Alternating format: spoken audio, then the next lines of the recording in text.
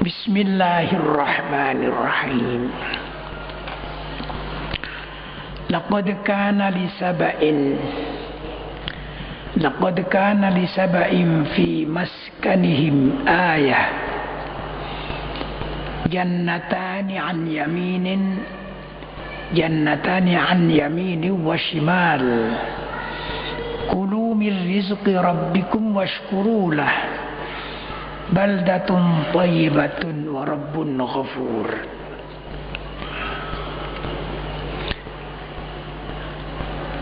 Laqad kana li saba'in, sesungguhnya bagi kaum Saba, fi maskanihim ayatun, ada tanda kekuasaan Tuhan di tempat kediaman mereka. Jannatani an yaminin wa shimalin, yaitu dua buah kebun di sebelah kanan dan di sebelah kiri.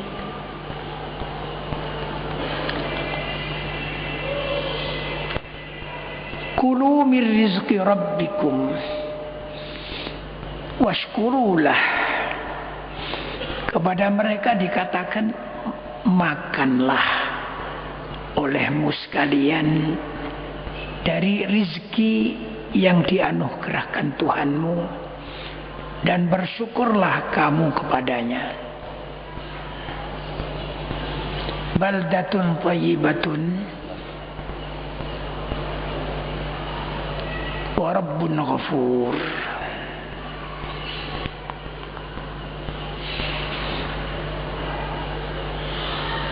Negerimu adalah negeri yang baik, dan Tuhanmu adalah Tuhan yang Maha Pengampun.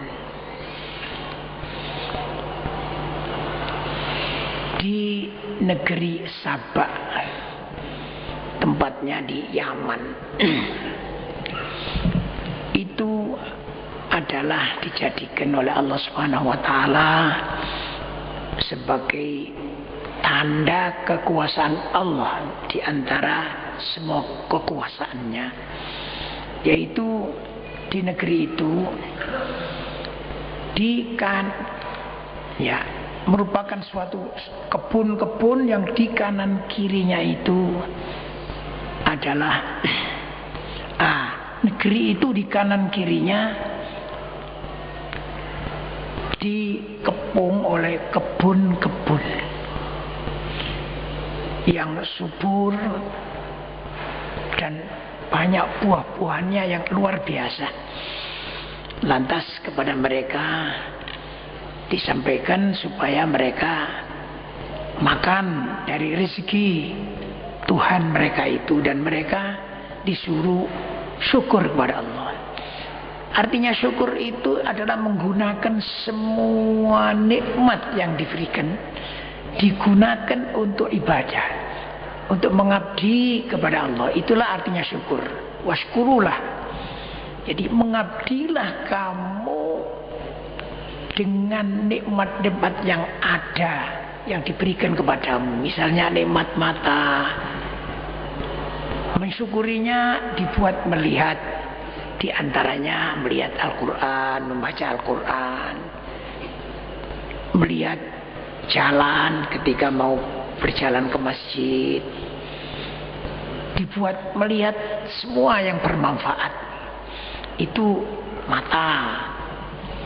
Kalau telinga dibuat mendengarkan nasihat-nasihat atau Quran, zikir-zikir, itu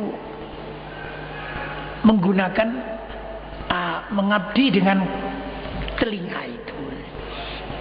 Kalau lesan ya begitu, paling sedikit untuk bisa mengucapkan alhamdulillah ya, dan digunakan apa sajalah, termasuk membaca Quran, zikir dan sebagainya itu. Nah, di antaranya pula kalau sebagai seorang ulama digunakan untuk nasihat, mengajar, memberitahu, itu namanya syukur itu ya. Yang namanya syukur itu. Jadi paling sedikit syukur itu mengucapkan alhamdulillah.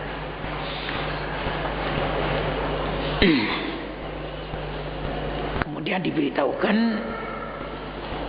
kenapa harus syukur, karena kamu semua itu diberi suatu negeri yang bagus, yang indah. Dalam tafsirnya terangkan yang menyenangkan dan nyaman, udaranya pun sejuk, warbun ghafur, dan mempunyai Tuhan yang maha pengampun. Lantas bagaimana mereka? Fa'aradu,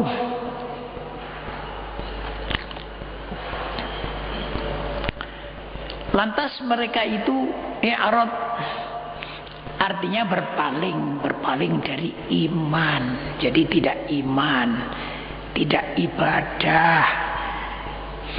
Fa'arsalna alaihim sailal arimi, maka kami datangkan kepada mereka banjir yang besar.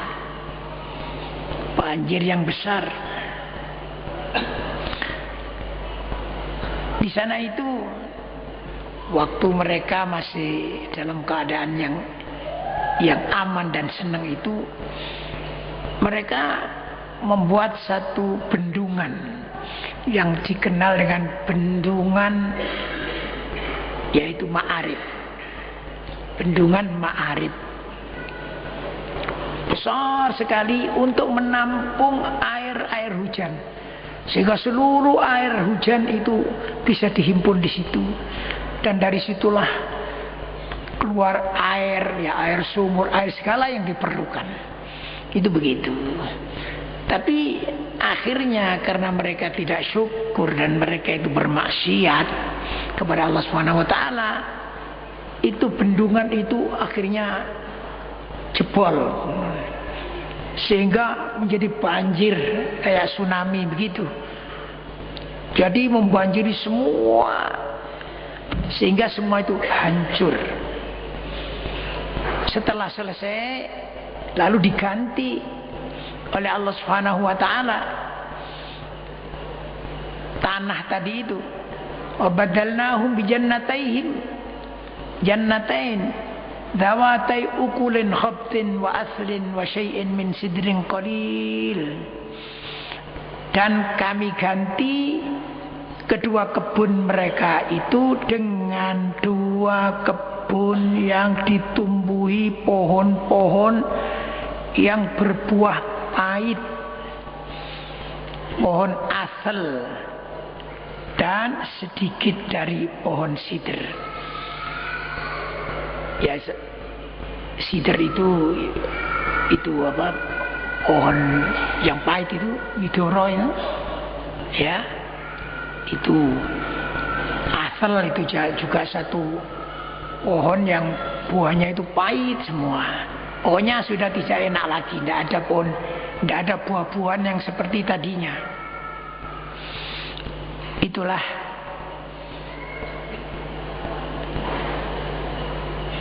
balasan kepada mereka itu. Dzalika jazainahum bima kafaru.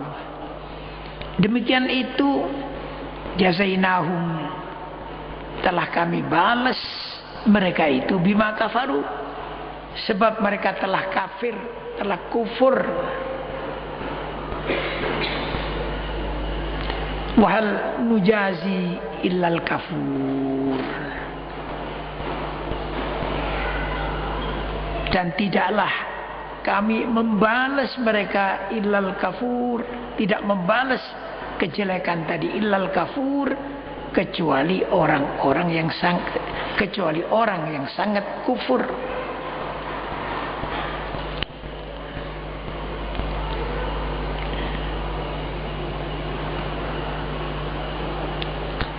Lantas oleh Allah juga dibuat waja'alna bainahum, dan telah kami buat di antara mereka wa bainal qura allati barakna fiha antara mereka yang di Yaman itu, wa bainal qura, dan antara negeri-negeri allati barakna fiha, yang telah kami beri barokah di dalamnya,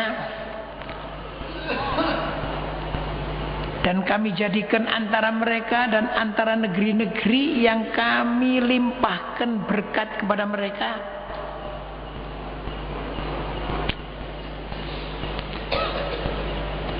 Quran zahiratan, beberapa negeri yang berdekatan,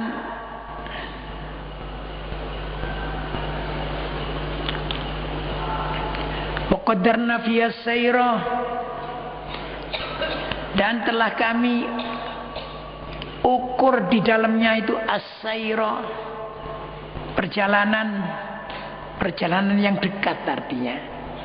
Lantas siru, dikatakan pada mereka, siru, berjalanlah kamu semua fiha, di negeri-negeri ini, layalia wa ayyaman aminin, layalia, ada beberapa malam, wa ayyaman, dan beberapa hari, aminin, dalam keadaan aman.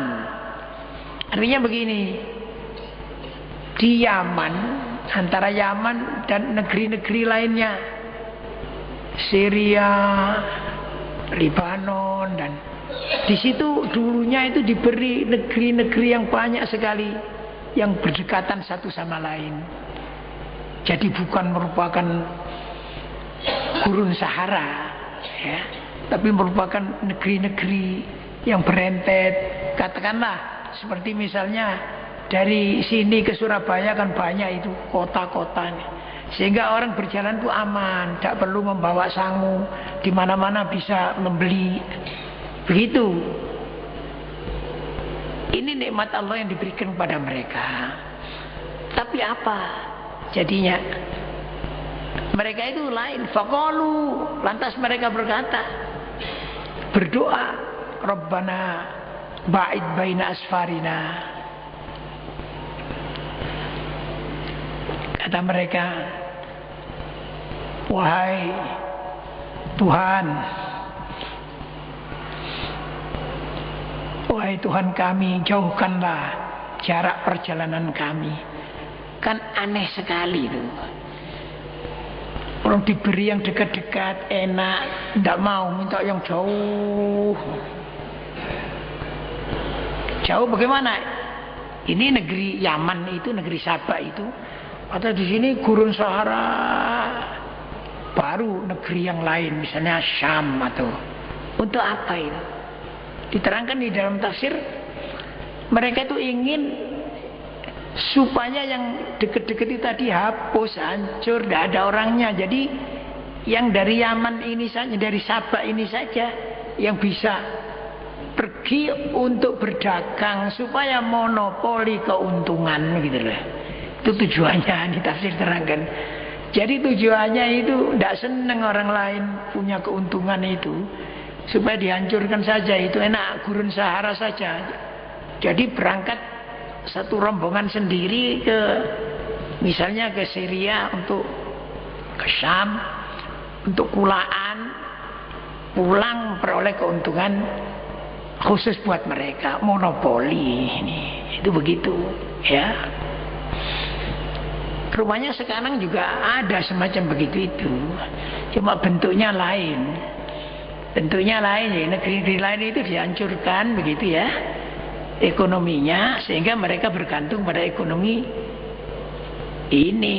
Umpamanya lah, contoh yang begitu Amerika, yang sukanya begitu. Yang lain-lain itu dihancurkan ya ekonominya, agar supaya mereka bergantung kepadanya, keuntungannya diambil oleh mereka semua. Ini model sekarang. Nah, model dulu sudah ada bentuk yang macam begitu itu.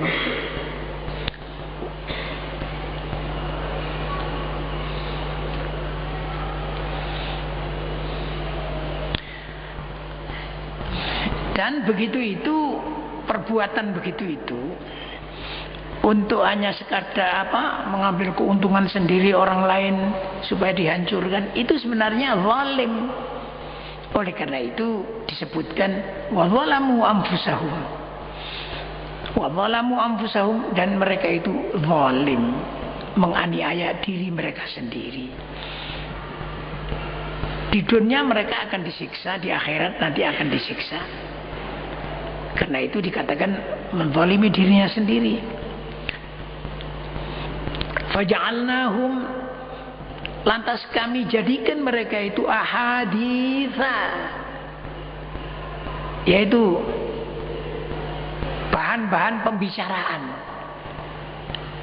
Mereka itu akhirnya dibuat pembicaraan oleh orang-orang banyak. Ya terutama sampai sekarang. Pembicaraan untuk apa? Pembicaraan untuk begitulah keadaan mereka itu yang akhirnya dihancurkan oleh Allah Subhanahu wa taala itu. Karena mereka itu hanya ingin senang sendiri, orang-orang lain itu dihancurkan. Ya. Nah, lanjutnya wamazzaqnahum, dan kami hancurkan mereka itu kullamu mazzakin, dengan segala kehancuran. Artinya dihancurkan sehancur-hancurnya mereka itu. Inna fi dzalika laayatin likulli sabarin syakur. Inna fi dzalika, sesungguhnya dalam hal itu, hal tersebut, ini semua tadi, la ayatin, pastilah menjadi tanda-tanda likulli sabarin syakur, tanda-tanda kekuasaan Allah, likulli sabarin syakur, bagi tiap orang yang sabar, yang amat sabar dan amat syukur kepada Allah.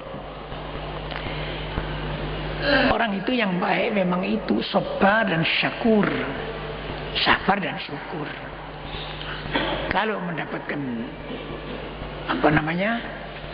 bala, sabar. Bukan sabar itu ada 3, sabru ala ta'ah, sabar tabah menetepi ketaatan. Yang kedua, as-sabru anil maksiyah, sabar meninggalkan maksiat. 3, as-sabru indal musibah, sabar ketika terkena musibah. 3 itu. Kadang-kadang orang sabar taat, luar biasa sabarnya, taat pada Allah, cuma tidak tahan maksiat. Nek ketok kudung sing abang mana tetep cik ngelirik ae ngene ya. Masjid iktikaf ya, ngaji seperti begini umpamanya loh ini ya, nanti pulang tola-tole ndelek becak sing isine ku ketok dengkule lah, itu namanya ndak sabar penuh itu. Kadang itu sabar juga, tapi kalau kena musibah ndak sabar. Kalangan duit 1 juta ya, kan itu namanya musibah itu.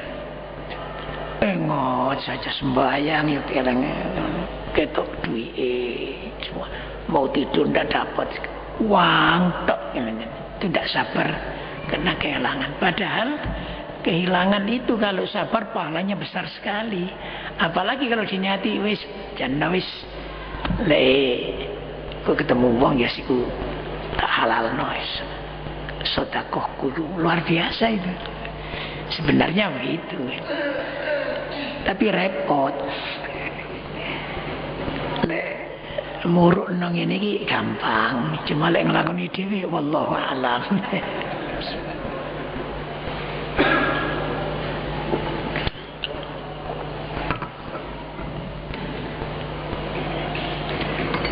Tapi alhamdulillah, karena belajar membiasakan begitu, saya sendiri ya sudah bisa menjalankan begitu. kehilangan, bisa lupa. Sebenarnya tidak kehilangan itu, cuma keliru naruh itu aja ya. Wong baju itu banyak, taruh yang sana, yang tidak biasa biarkan. Wah kehilangan. Yes, alhamdulillah wis. Innalillah ini. Udah. Pada saat-saat memerlukan duit, ya. Geraya-geraya saya ndak sengaja loh, mereka ana duit iki, oh iki duit sing ilang piye niku, begitu itu. Kadang-kadang terjadi begitu ya. Jadi karena itu kalau sampean kehilangan jangan jangan susah lah ya. Juga begitu, kadang-kadang itu mendapatkan rezeki yang tidak dikira-kira ya. Kita syukur pada Allah di sini, syukur pada Allah Subhanahu wa taala. Saya dulu pernah cerita ya, saya di salah satu musola begitu meletakkan baju, saya wudu, bajunya saya candelkan begitu. Lah rupanya ada orang yang kepingin sodako yang tidak diketahui oleh yang menerima gitu. Jadi dia meletakkan duit gitu ya. Dia adalah ratusan yang diletakkan di saku saya begini. Udah, setelah saya sholat selesai, tak kerayai saku lu kono duit gini. Apa ya ini? Malaikat apa? Begitu ya. Tapi saya pikir kira-kira wong mangi ku saking apa jenis supaya gak weruh aku ngono. Dah. Ya namanya manusia ya. Saya juga manusia sama. Terus ngene, mending aku tak sembahyang kulo maneh. Saya cenderkan gitu lagi. Bek menawa ono. Lek kok jeneng arep-arep ini. Kalau arep-arep itu ndak boleh ya. Tapi kalau teko arep ndak apa-apa ini. Teko dhewe arep ndak apa-apa, lah ndak datang jangan arep-arep ini. Itu termasuk juga syukur kepada Allah Subhanahu wa taala ya.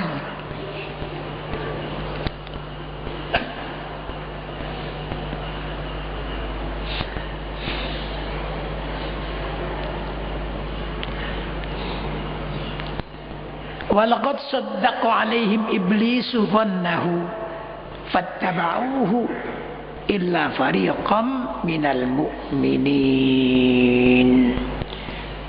Dan sesungguhnya dan demi sungguh saddaqa alaihim telah dapat membuktikan kebenaran sangkaannya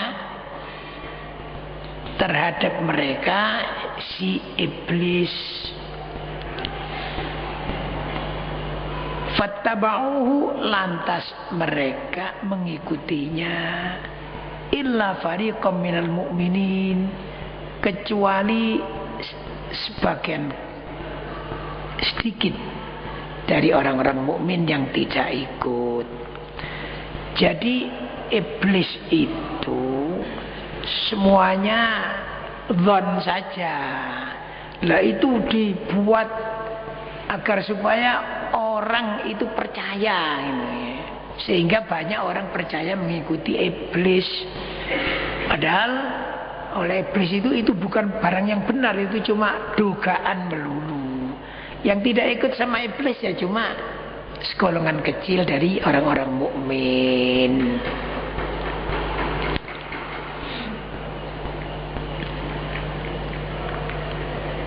Wa ma kana lahum 'alaihim min sultanin illa lina'lama man yu'min bil akhirati mimman huwa minha fi syak.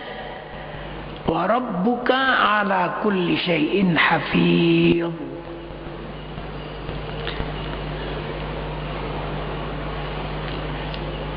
Wa ma kana lahu 'alaihim min sultan, dan tidak adalah kekuasaan iblis terhadap mereka, melainkan hanyalah agar kami dapat membedakan siapa yang beriman kepadanya, kepada adanya kehidupan akhirat, illa lina'lama man yu'minu bil akhirati mimman huwa minna fi syak.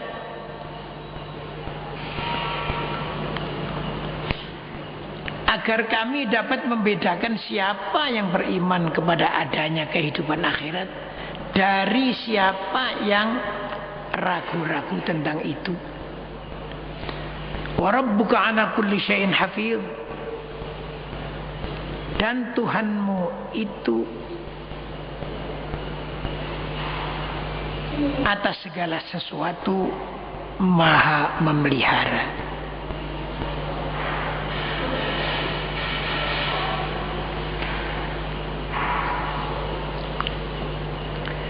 Qul ud'u alladhina za'amtum min dunillah. Qul, katakanlah Muhammad, ud'u, serulah mereka,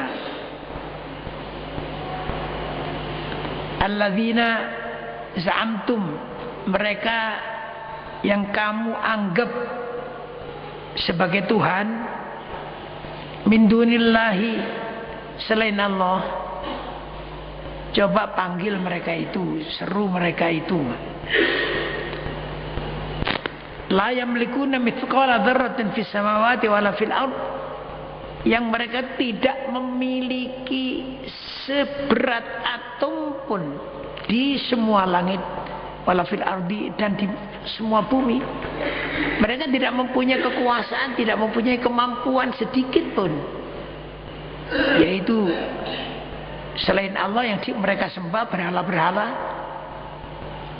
Wa ma lahum fihima min syirkin wa ma lahu minhuma min dhahir. Wa ma lahum, dan mereka tidak punya fihima, di langit dan bumi itu, min syirkin, dari